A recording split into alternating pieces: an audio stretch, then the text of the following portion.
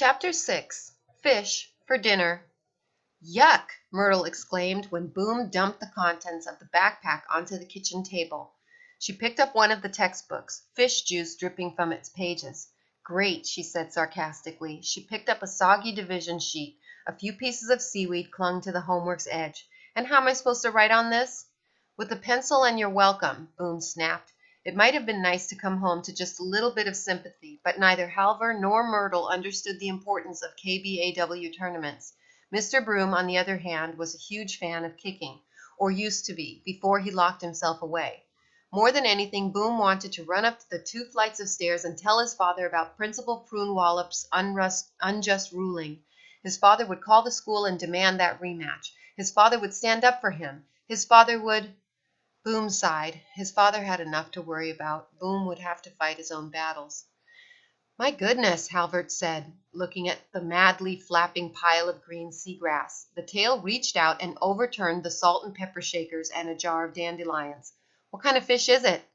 Boom shrugged. He didn't say. Just keep that fish from bouncing off the table while I sharpen my knife, Halvor ordered, opening a drawer. Fluffy, Halvor's cat, jumped up onto the table and hissed as the fish flopped close to the edge. Myrtle pushed the soggy textbook aside.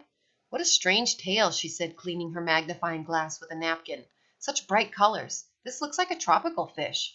What was she talking about? Tropical fish didn't live in the cold ocean that surrounded Fairweather Island.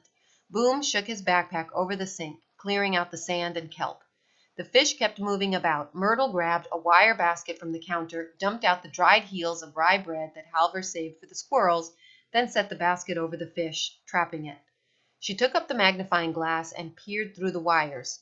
Wow, you've got to see these scales, she said. Each one is a perfect triangle. Some of them have weird markings.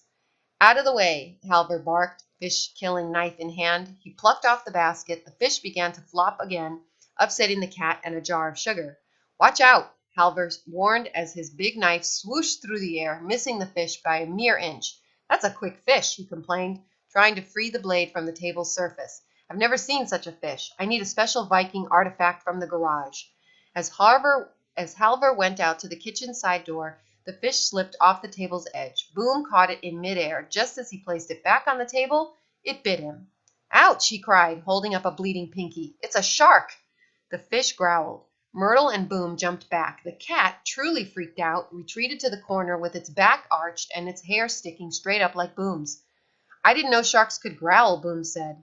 They can't. Myrtle slowly approached the table. They had an entire Jeopardy category on sharks last week.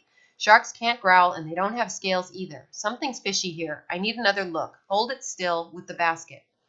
Boom didn't want to get bit again, so he put on a pair of Halvor's oven mitts. Then he ran around the table trying to catch the mass of writhing seaweed. After some effort, he slammed the wire basket over the evening meal. Myrtle climbed onto the table and picked up the magnifying glass again. I can see the teeth.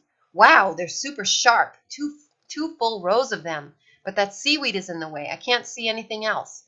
The fish started to chomp on the metal basket until it made a big hole. Boom poked the end of the sugar spoon through the hole and tried to push aside the strands of seagrass. Nice fishy, fishy, he cooed. A softer growl sounded as Boom untangled the grass. Nice fishy, fishy. The strands parted. Both Boom and Myrtle gasped with the force of a vacuum cleaner hose.